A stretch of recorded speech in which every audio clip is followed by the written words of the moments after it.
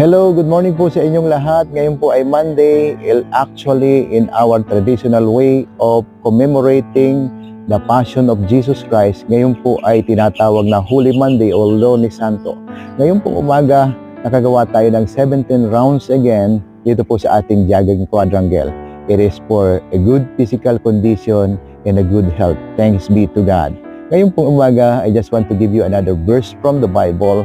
From the book of 2 Corinthians chapter 5 verse 21, sabi po doon, God made Him who had no sin to be sin for us, so that in Him we might become the righteousness of God. Napakaganda pong katotohanan inihahayag sa atin ang salitang ito mula sa Biblia na ang dakilang pag-ibig ng Diyos ang siyang naging daan upang ang kanyang bugtong na anak na si Jesucristo ay maging handog para sa kabayaran ng ating mga kasalanan.